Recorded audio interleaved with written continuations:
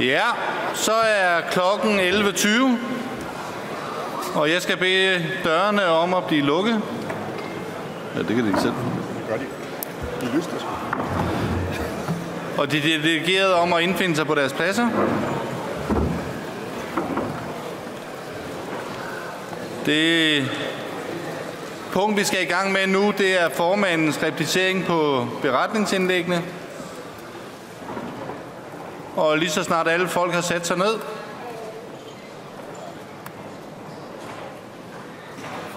og har rullet tomstokken sammen,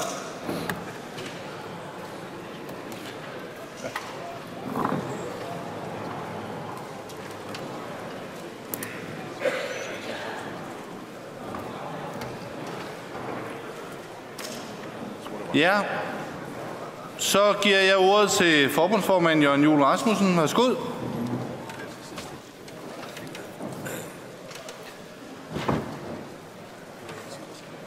Ja, men allerførst, så vil jeg egentlig sige, at det er jo godt, at jeg er en fleksibel mand. Altså, jeg havde jo egentlig regnet med at have hele frokosten til sådan lige at få sat lidt styr på min replik og sådan lige kvalitetstjekken lidt, men vi er jo fleksible, så derfor så får I selvfølgelig replikken nu.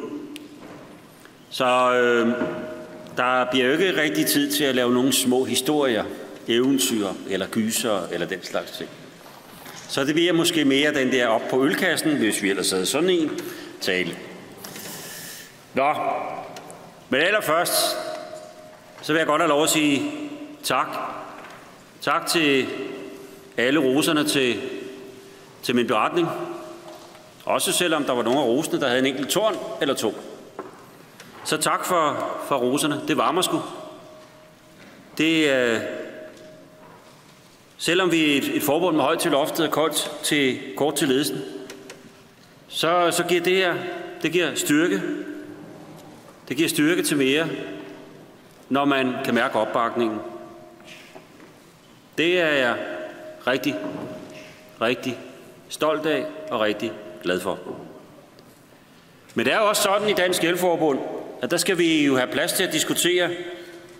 Men det er også afgørende, når vi har haft de diskussioner, så står vi sammen i samlet front mod arbejdsgiver, regeringer og mod social dumping. Så der skal være god plads til diskussionen, men når organisationen rykker, så rykker vi i enighed.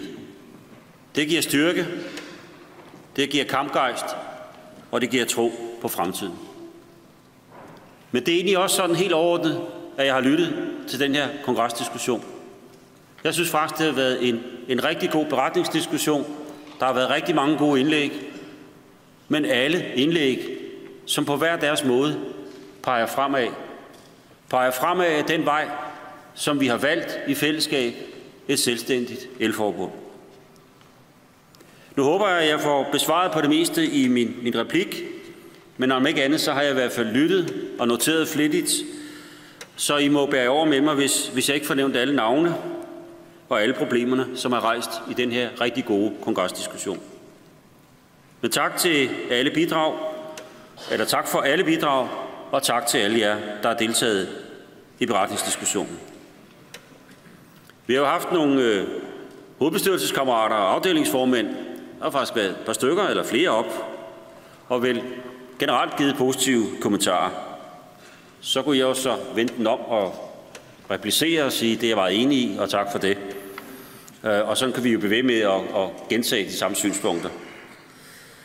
Men jeg vil tillade mig at starte lidt med vores afdelingsformænd. Først til Per fra København. Jeg synes, det er en rigtig vigtig pointe, du har, at hele det her krav om fleksibilitet, som arbejdsgiverne stiller, udmøntet i social dumping, at det helt grundlæggende, der handler det jo om, at arbejdsgiverne, de ønsker at presse lønnen. Og derfor så har arbejdsgiverne også nogle gange det fuldstændig mystiske synspunkt, at jo større arbejdsløsheden er, jo bedre er det, for så er det nemmere at presse lønnen. Ham der Niels Jørgen, ud fra Teknik, han ringede faktisk en gang til mig i 2008. Det var dengang, at ledigheden for elektrikere var nede på 0,4%. Så sagde Niels Jørgen til mig, Jørgen, vi har sgu da et problem. Ledigheden er alt for lav. Det bliver vi aldrig enige om. Men Per, din pointe er, at det her, det handler om at presse lønmodtagerne. Det handler om at sænke lønnen. Og du har fuldstændig ret i, det er ikke kun i Danmark, det er i Tyskland, det er i United Kingdom, det er i Sydeuropa. Men jeg tror også, som jeg forsøgte at sige i min beretning, og det ved jeg, vi er enige om, Per, at vejen ud af krisen er ikke et ræs mod bunden, selvom det er den arbejdsgivernes og de blå politikers dagsorden. Og det skal vi kæmpe imod, både her i Danmark og internationalt. Og jeg er helt enig med dig, Per, når du påpeger, tror du anden gang det var op, at vi skal lave en fælles strategi i LO-fagbevægelsen, når der gælder kædeansvar. Jeg er faktisk ligesom dig og bygfagene enige om, at når der gælder kædeansvar, så har vi ingen fine fornemmelser, om det er lovgivning eller det er overenskomst. Ingen skal være dog i tvivl om, at jeg foretrækker, at det bliver en aftale mellem arbejdsmarkedets parter. Det tror jeg er det stærkeste. Men vi har ingen fine fornemmelser.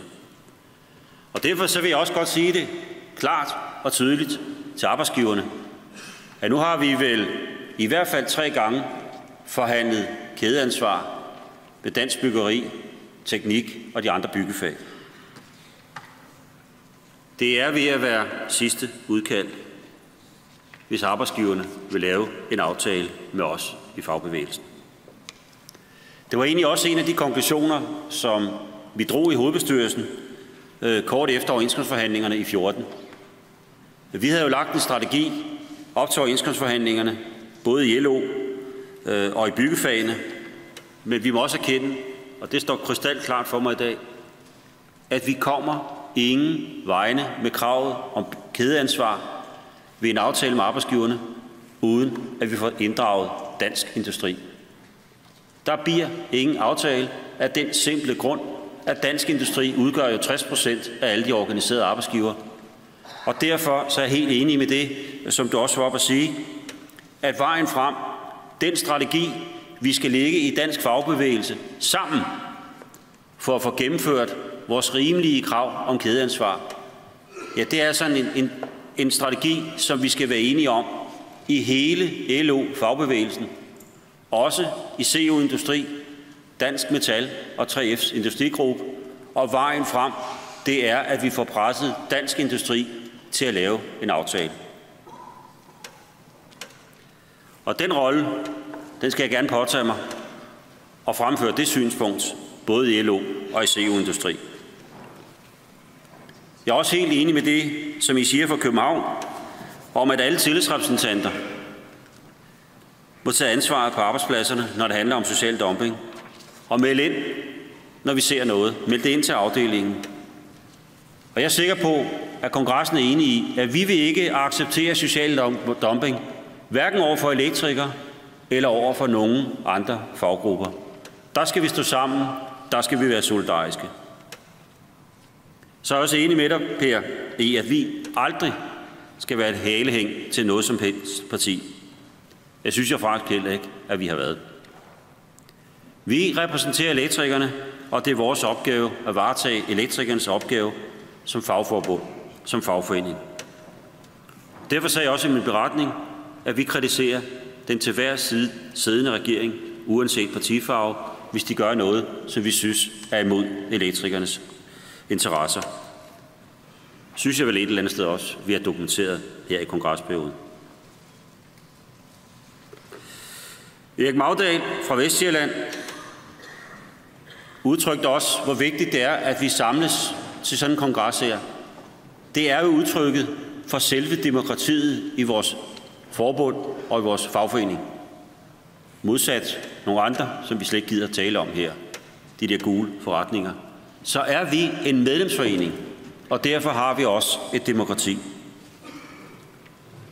Og derfor er det selvfølgelig også vigtigt, Erik, at vi lægger os for scene, alle sammen her i kongressalen, at de beslutninger, vi træffer de næste par dage, det er også nogle, vi kan forklare medlemmerne, når vi kommer hjem. Det skal vi jo huske i de kommende dages diskussioner. Og du har fuldstændig ret i, at vi skal holde et meget vågent øje med prisen. Når jeg møder gætterne, altså vores grundkursister, når de er inde og besøger os i forbundshuset, når jeg møder gode kollegaer ude på arbejdspladserne, så er det altså ofte prisen, vi taler om. Så gode kammerater, kære kongresdelegerede, der har vi også de næste par dage et fælles ansvar. Og jeg har sagt det i hovedbestyrelsen, og jeg har også sagt det ude i nogle afdelinger, og jeg vil også gerne gentage det her. Jeg har en målsætning om, at den her kongres helst ikke skal munde ud i store kontingentstigninger. Men det får vi jo se. Det er jo kongressen, der beslutter. Så vil jeg bare sige til dig, Erik, ganske kort, at når vi laver IT-løsninger i organisationen, og det har vi sgu diskuteret rigtig meget med hinanden, så er formålet dybest set og helt overordnet, at vi skal frigøre ressourcer fra det administrative arbejde til det faglige arbejde.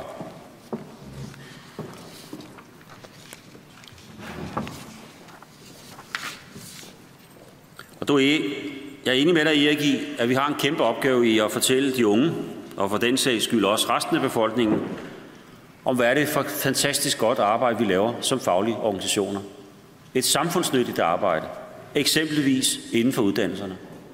Og der er sgu nok, rigtig mange, der ikke ved, at de faglige uddannelser, de bliver lavet, styret og kontrolleret af et fagligt udvalg, som består af fagforeningerne og arbejdsgiverne inden for de forskellige fag. Det er et kæmpe arbejde, vi påtager os. Jeg kom faktisk til at tænke på en gang, der var en journalist, der ringede til mig kl. 6 om morgenen. Det sker nogle gange.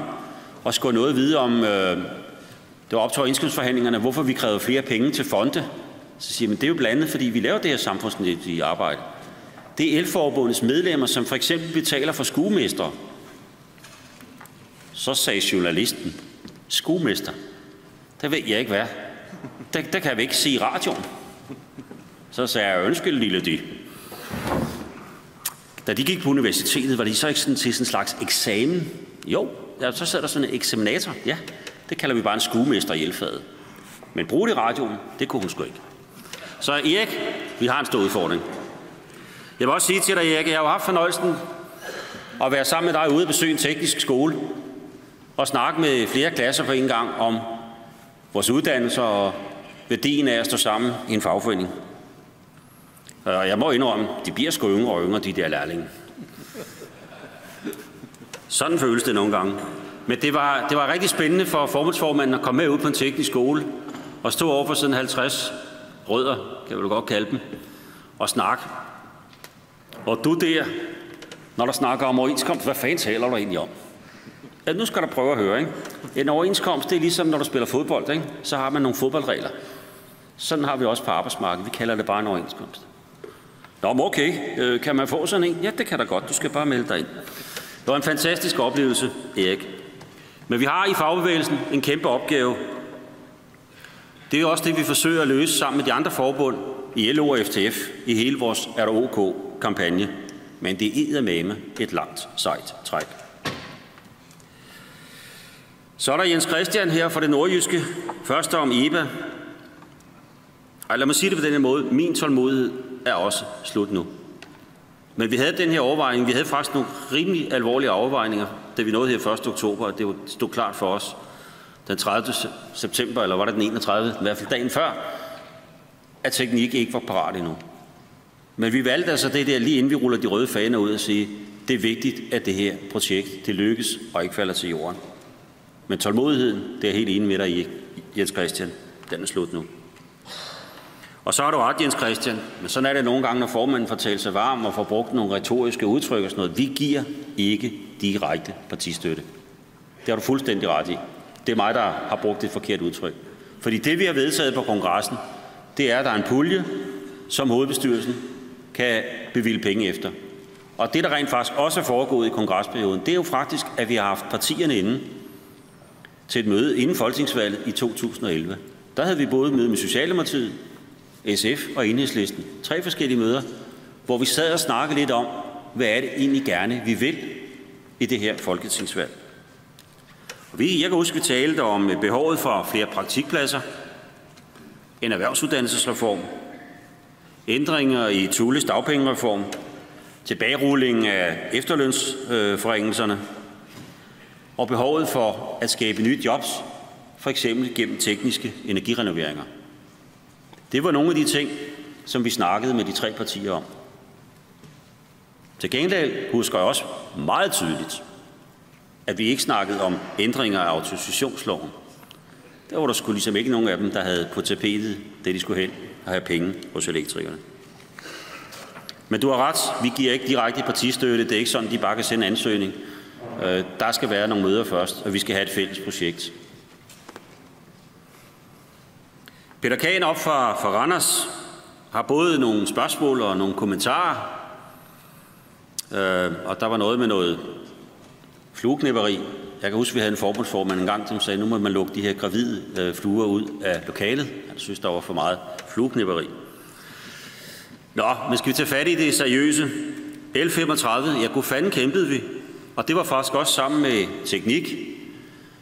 Det, der dengang hed DS Håndværk og Industri, som nu åbenbart kalder sig arbejdsgiverne. Og sammen med kammeraterne over i Blik og Rør. Men vi var også op mod stærke kræfter, må jeg desværre konstatere. Dansk Industri, Dansk Byggeri, Dansk Erhverv, og så er der også sagt herfra til min store skuffelse, Dansk Metal, ja, de støttede jo sådan set Henrik Sats Larsen i lovændringen. Men nu er den vedtaget, og det er den virkelighed, vi arbejder i, og derfor er der helt ret, Peter, nu skal vi altså passe på vores arbejde. Og min holdning er, og den har jeg også sagt, når jeg har snakket med kollegaer, for eksempel over i 3F, hvor jeg måske skal sige, at 3F's byggegruppe virkelig har bakket os rigtig, rigtig godt op i den her proces. Men jeg har også sagt, at vores holdning i Elforbundet, det er den, at vi må nok leve med en tømmer en gang imellem, som det også foregår i dag, trækker et kabel, og så er det det. Ja, så bliver det altså svært at komme ud og kræve ham overflyttet overenskomsten, altså elektrikeroverenskomsten, overholdt. Men til gengæld så skal der heller ikke være nogen som helst tvivl om, at når vi første gang oplever et chak på en entreprise, som hedder trækning af elkabler, når vi første gang ser det, kammerater, ude på byggepladserne, så står vi vagt om vores fag, så står vi vagt om vores overenskomst, og så er der ingen tvivl. Hvis det er et chak, der skal trække kabler som en selvstændig entreprise, så er det edderhølme under vores overenskomst, og så skal de overflyttes til Dansk Elforbund. Så er det sagt.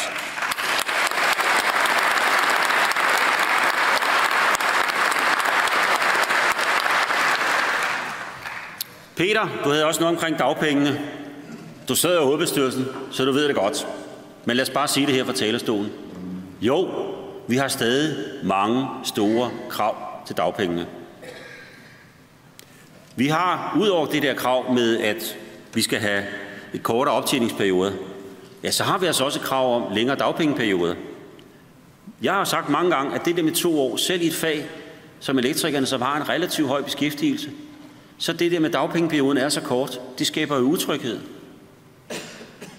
Men det er jo lige præcis også den utryghed, at de blå politikere og arbejdsgiverne ønsker, at selv i et fag, hvor man har en god beskæftigelse, der skal man alligevel gå og føle sig lidt utryg og bøje nakken og kræve mindre i løn. Det er jo det, det handler om. Så jo, vi har stadig et ønske om en radikal ændring af dagpengesystemet. Rent faktisk har vi også sagt i medierne, på tv og aviserne, at det vi egentlig ønskede, det var, at man rullede hele Thule Dahls dagpengereform tilbage. Vi har også et tredje krav. Det er jo for eksempel også, at vi vil gerne det lyder sgu så fint. Vi har et krav om højere dagpengedækning. I dag, sådan i rundetal, og det er jeg sikker på, at Jan nok skal sige senere på dagen, når vi har delegeret med i Elfagets arbejdsløshedskasse.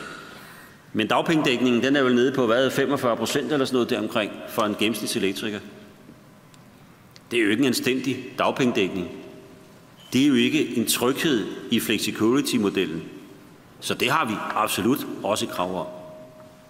Jeg kan huske, da jeg var arbejdsløs tilbage i 1980'erne, der havde man sgu alligevel som elektrikersvend sådan noget, der lignede 80-85% af sin normale løn. Og måske også fordi jeg var dårligt lønnet. Nej, det var jeg ikke. Jeg var også kæmpe Laursen. Det var jo okay. Men altså, man havde 80-85% af sin almindelige elektrikerløn, når man var arbejdsløs. Det er udhulet og faldet ned til 45%. Og det har vi også i Dansk Elforbund fortsat et krav om, der skal gøre noget ved. Så vi får meget at diskutere. Du siger også, at social dumping, Peter, er mere end byggepladser. Det har du desværre fuldstændig ret i. Det skal vi selvfølgelig huske. At social dumping, det er også i rengøringsbranchen. Det er på transportområdet. Det er på hotel og restauration. Det er landbruget. Og desværre, så er det jo ikke bare skumle arbejdsgivere, lyssky arbejdsgivere, som bruger social dumping. Nej, det er sgu også pæne, velrenommerede virksomheder, der gør det. Og desværre er der også ved at brede sig en tendens med, at offentlige arbejdsgivere, offentlige virksomheder, begynder at bruge social dumping. Altså eksempelvis så skal der bygges til på Panem-instituttet over i København. Der er hele VVS-opgaven, den er gået til et spansk firma. Det er altså det offentlige, der er bygherre. Og så bliver man spanske blikkenslager om at komme op og lave arbejde. Derfor har vi også besluttet i hovedbestyrelsen, at det dermed er offentlige arbejdsgivere, de begynder også at bruge social dumping. At det vil vi sætte fokus på, og det er lige efter kongressen. Så er der Erwin Frank Poulsen, Østjyllands afdeling. Du starter, Erwin, med at sige, den man elsker, den tugter man. Hold da kæft, Erwin. Jeg var slet ikke klar, at du var så glad for mig.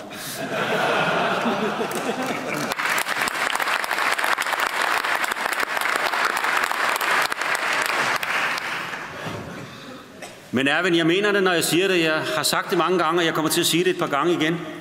I Dansk Elforbund, der er der højt til loftet og kort til ledelsen. Og vi skal kunne tage diskussioner med hinanden, også når vi er rygende uenige. Og det har vi jo haft. Også været rygende uenige om vejen frem for Dansk Elforbund og fusion. Jeg tror, vi har været enige om én ting, og det, der har drevet os begge to, det er jo virkeligheden. Kærligheden til elektrikerne, kærligheden til faget, og forsøget på at finde den stærkest mulige løsning. Og jeg tror ikke, hverken jeg eller andre her i kongressalen eller i Dansk Elforbund var i tvivl om, hvor Dansk Elforbunds Østjyllands afdeling stod i spørgsmålet om en mulig fusion med Dansk Metal. Det synes jeg, I gjorde krystalklart. Se, som formand for en organisation, og det er ikke bare en afdeling, det er også et forbund, ja, så skal man have mod til at rejse diskussioner. Man skal også som formand gå foran. Men man skal selvfølgelig også sikre sig som formand, at man ikke går så langt foran medlemmerne, at man ikke kan høre, hvad baglandet siger. Og det mener jeg præcis, at vi gjorde i den her diskussion. Vi stoppede nemlig op, da vi i forbundsledelsen fornemmede, at modstanden mod en fusion, at den var stor. At der slet ikke var det ønske i store dele af baglandet. Og skal man fusionere, så er det fordi begge parter ved det af et ærligt hjerte. Og det vil blive klart, jo mere vi diskuterer det, jo tættere vi kommer på et resultat, at det her, det ønskede et stort flertal af elektrikerne ikke. Og derfor træffede vi også den beslutning i hovedbestyrelsen at stoppe drøftelserne med Metal. Jeg kan godt lide dit udtryk, Erwin, og det har jeg taget til mig, at det var sgu da godt, at formanden så kom af den rigtige afkørsel. For jeg synes faktisk, at vi er landet det rigtige sted. Nu er der skabt klarhed og ro i organisationen. Nu har vi valgt vej. Vi har valgt den vej, der hedder Dansk Elforbund, fortsætter som et selvstændigt forbund. Fordi den anden side af en fusionsdiskussion er også, at det fylder meget i vores hoveder og vores diskussioner og vores tanker, og det skaber uklarhed i hele organisationen. Og derfor så synes jeg, det er vigtigt og et godt afsæt for den her kongresdiskussioner. Det synes jeg også, jeg kan høre i beretningsdiskussionen. Vi har valgt retning. Vi fortsætter som selvstændige elforbund, og det er den vej, det er den fremtid, vi diskuterer nu med hinanden. Så er Erwin. Så havde du jo nogle bemærkninger til teknik og overenskomstforhandlinger. Og der må jeg jo sige til dig, Erwin, det har du en stor erfaring i. Det er faktisk sådan, at Erwin har været med i forhandlingsudvalget på elektrikeroverenskomsten. i mere end 21 år. Så Erwin, igennem årene har du sat rigtig mange aftryk i overenskomstens tekster og resultater. Og jeg er sikker på, at kongressen, de er enige med mig, når du nu siger det her fra talerstolen, klart og enkelt. Tak, tillidsmand.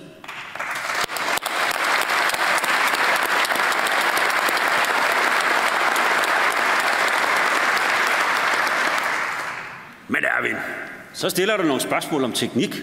Du kender jo selv svaret. Du ved sgu da godt, hvorfor de er så umulige at stikke i ud i teknik.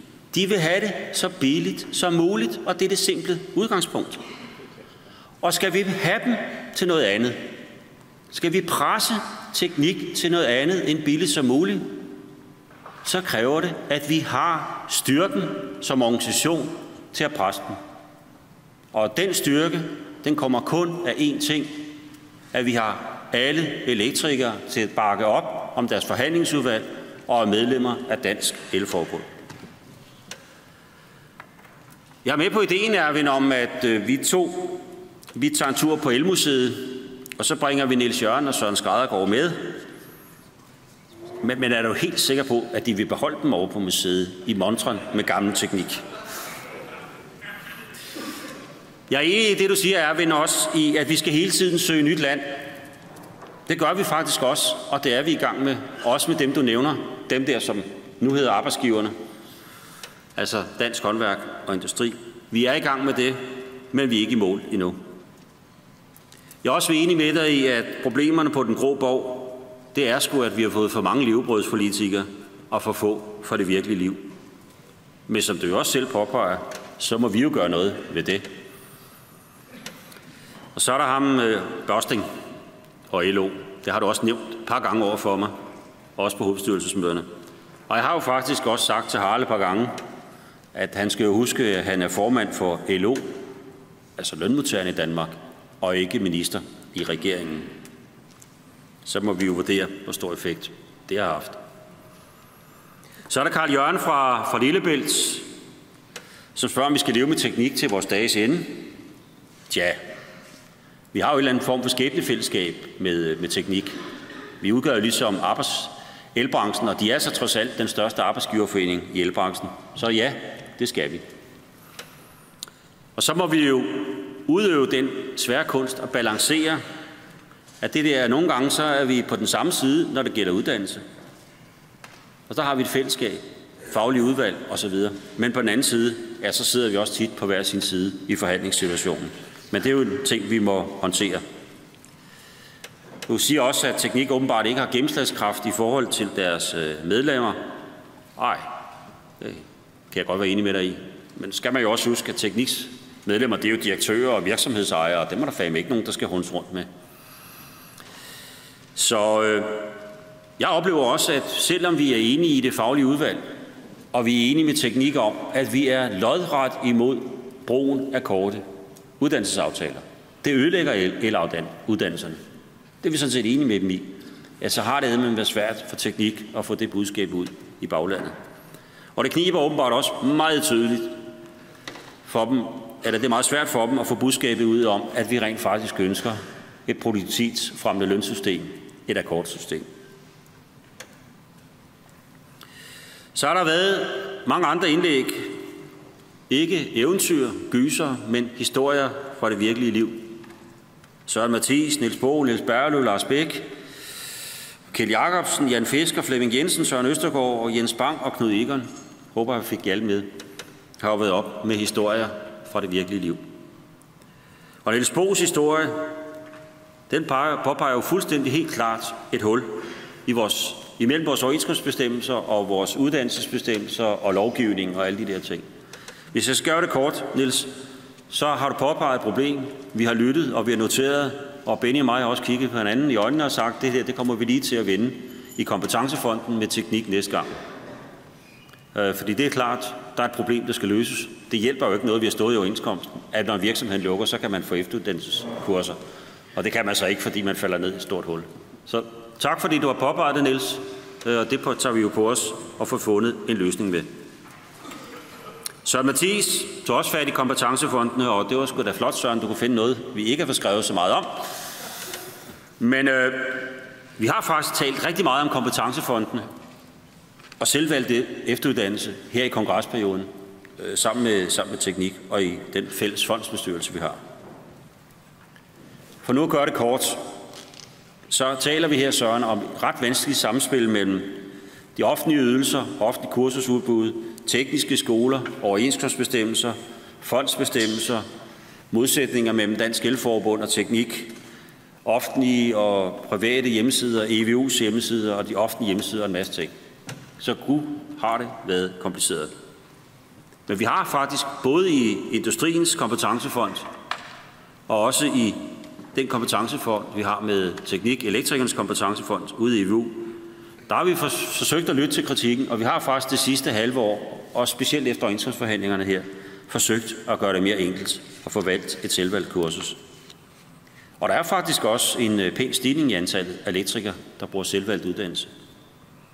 Og noget af det, der er hit, det er faktisk nogle af de lidt dyre kurser, der kræver lidt håndgemænd med teknikker på overbevisten om, at det var fuldstændig rigtigt også, at dyre kurser var noget, man skulle kunne tage på selvvalgt. Men der er faktisk en pæn stigning, og vi er faktisk begyndt at bruge lige så mange penge, som vi får ind. Vi er faktisk også begyndt at bruge flere penge, end vi får ind.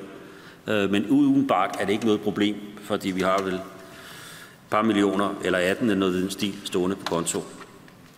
Så Søren, jeg har lyttet til det, hvad du siger, og vi må selvfølgelig tjekke, om det stadig er kompliceret, svært og ikke til at have med at gøre. Fordi vi har aftalt med hinanden, at det skal være nemt. Og så synes jeg bare ikke, vi skal efterlade det indtryk på kongressen her. Det kan man lige så godt lade være med det der. Nej, jeg synes, vi er enige om på kongressen, at vi skal bruge de muligheder, der er i overenskomsten. Både for planlagt og virksomhedsplanlagt efteruddannelse, men selvfølgelig også for den selvvalgte. Niels Berløv talte om arbejdsmiljø og en konstant opkvalificering af arbejdsmiljørepræsentanterne. Og jeg er helt enig med, at du udtrykker din store skuffelse over, at det stod sgu da i den der aftale, der blev indgået for 4 år siden i den nye arbejdsmiljølov. Og en af de rigtig klare ting, en af de ting, vi var rigtig glade for, det var jo præcis det der med, at der skulle være en konstant og vedvarende opkvalificering af arbejdsmiljørepræsentanterne. Det har de ikke levet op til. Jeg er også helt enig med alle dine bemærkninger om, at nogle steder, der brugte man også den nye lov til at forringe arbejdsmiljøorganisationen på forskellige arbejdspladser. Det skal vi selvfølgelig have fat i, og det har vi fat i.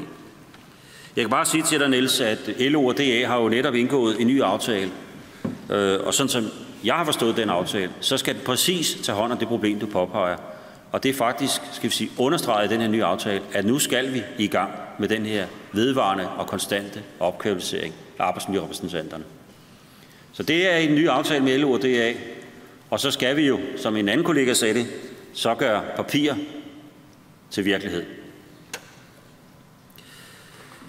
Så påpeger du også, Niels, det der med, at social dumping jo også handler om, at vi bliver trykket på arbejdsmiljøet ude på arbejdspladserne.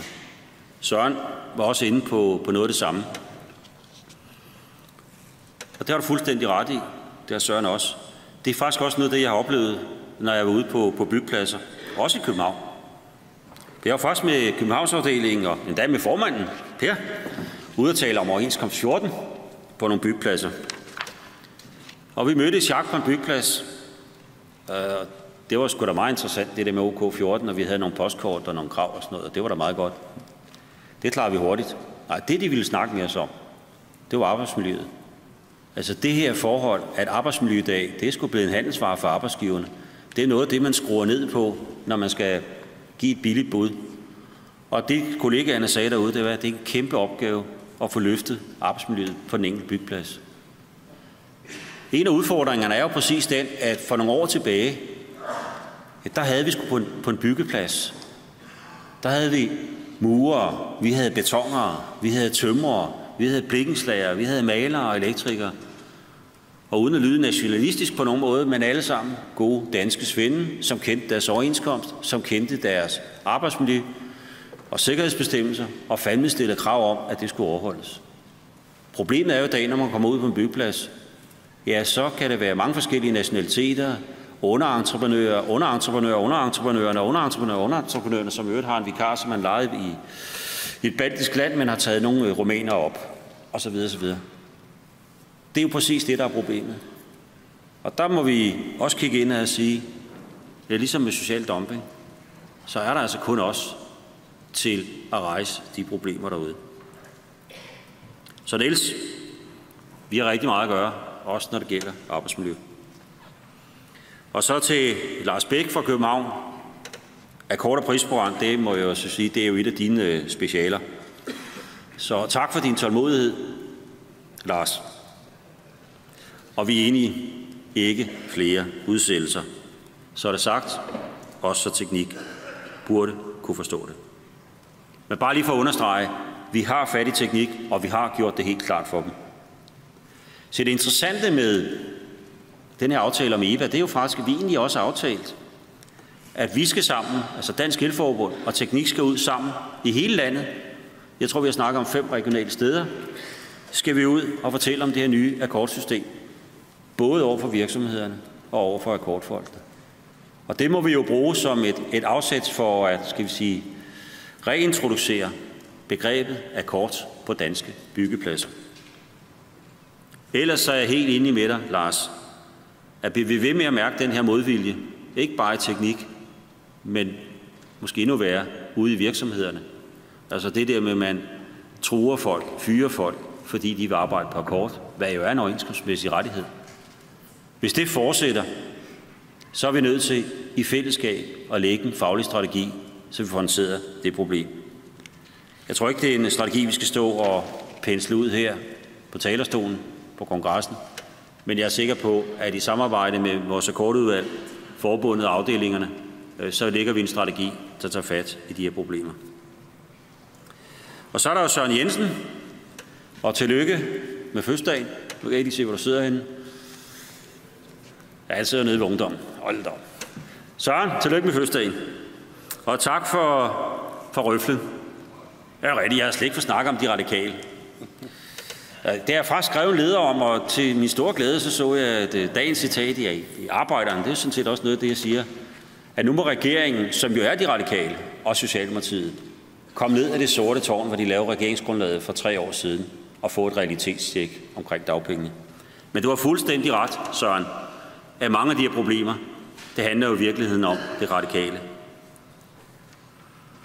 Og jeg skal jo ikke glemme, at de radikale sådan set jo også var med i det der borgerlige sammenrend. De er en del af det borgerlige flertal, der har ødelagt dagpengesystemet. Og siden må vi jo konstatere, siden det sorte tårns regeringsgrundlag, så har de holdt Socialdemokratiet fast i en skruestik. Et eller andet sted, så synes jeg, det er fuldstændig tåbeligt. Men det er jo tåbeligt, at man har en mindretalsregering med 2 partier, som på den måde og i den grad kan genere hinanden på nogle kerneområder. Jeg mener, Socialdemokratiet presser de radikale og deres bagland ud i nogle ting, de ikke kan lide, om for eksempel familiesammenføringer. Og de radikale presser Socialdemokratiet og vores bagland ud i noget, vi ikke kan lide omkring dagpengeforringelserne. Det er sgu da tåbeligt, at man har en regering, der i den grad spænder ben for hinanden, bare for at please Tulle og de andre blå. Så jeg kunne jo foreslå regeringen, altså Socialdemokratiet og de radikale, at på den ene side så frafalder vi stramningerne i familiesammenføringerne, og til gengæld så får vi nogle forbedringer på dagpengene. Det vil jeg godt stå på mål for.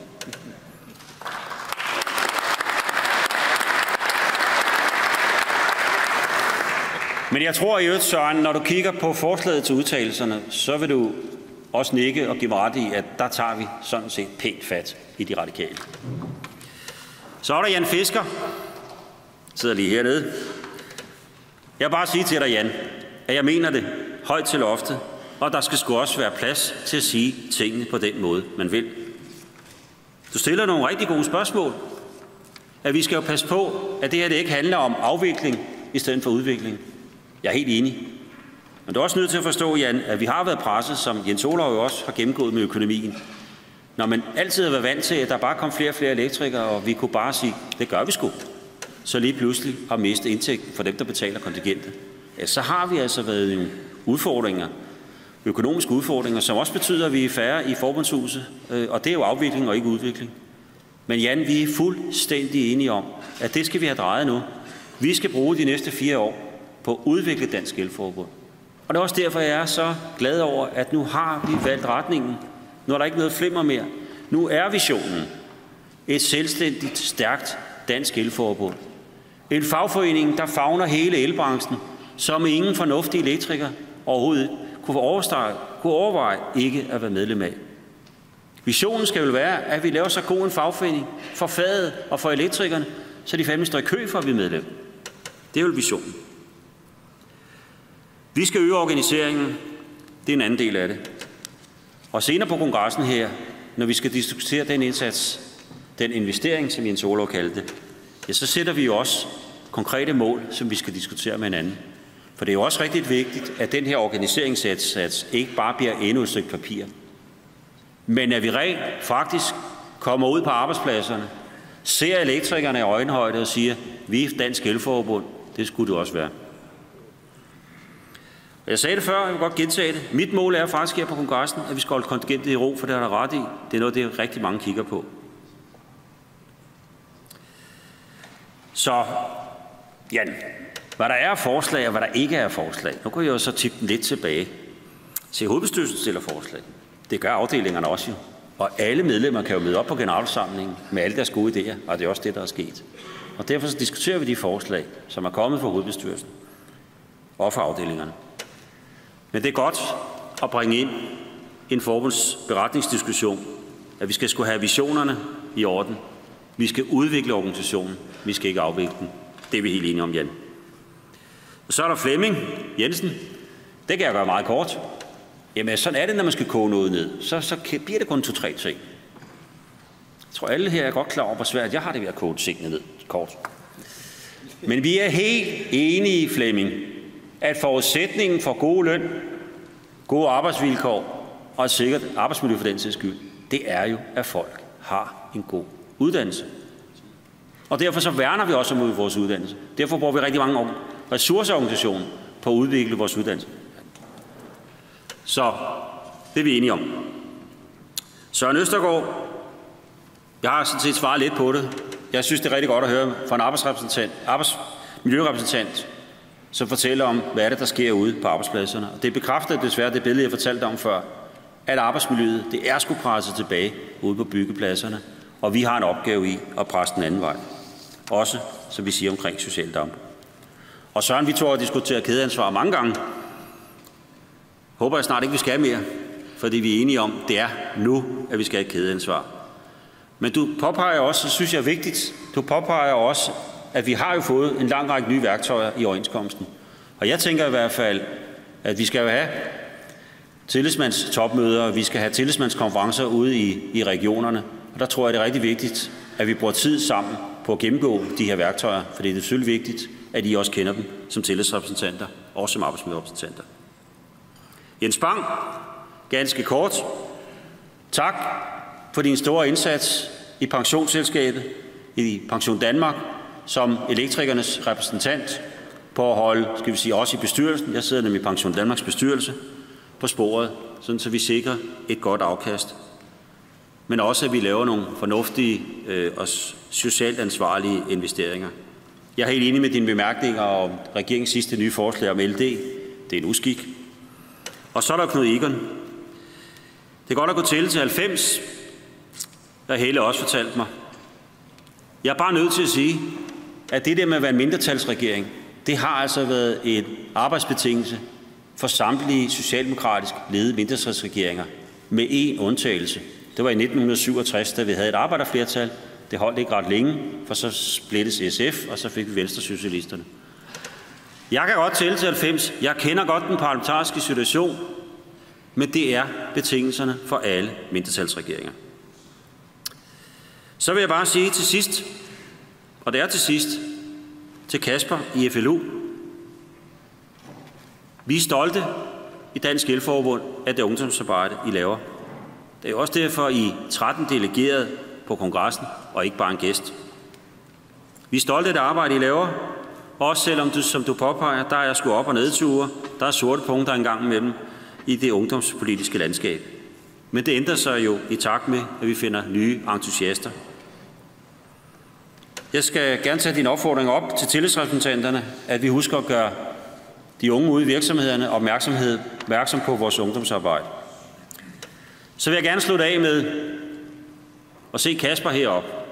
I stedet for at gentage alle pointerne fra min beretning, så vil jeg bare sige tak for en rigtig god beretning. Jeg ser frem til en rigtig spændende kongres. Men jeg vil godt lige se Kasper heroppe. Og det er jo fordi, at formanden han fik i 2010 ungdommens krav til overenskomstforhandlingerne. De meget kloge unge mennesker havde været inde og kigge på formandens kontor og sagde, det der med at give om et stykke papir, det nytter sgu ikke noget, det bliver bare væk. Så den her, den har jeg haft siden 2010. Og nu har jeg jo bare lige konstateret, at vi er ikke færdige med alle kravene. Men det der med betaling for udgifter ved skoleophold, det har vi klaret. Og så derfor vil jeg godt lige have FLU-formanden til at sige OK 2014.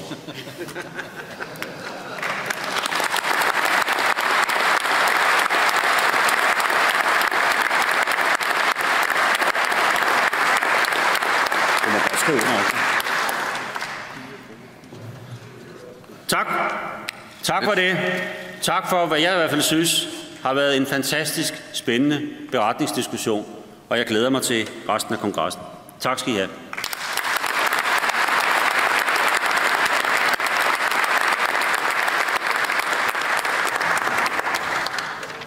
Ja, tak til forbundsformanden.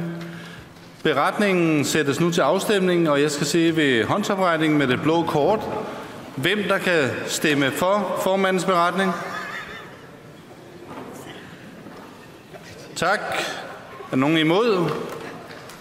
Nogen, der er undladt?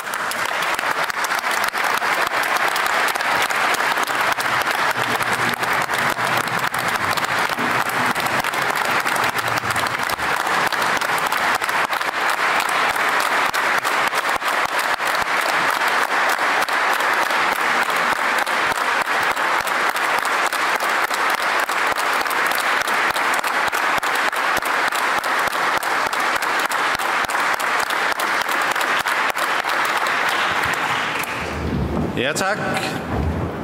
Tiden er nu 10 minutter overskredet, det vil sige, at vi starter 10 minutter senere, det vil sige kl. 13:40. Og så er der frokost nu. Vi ses.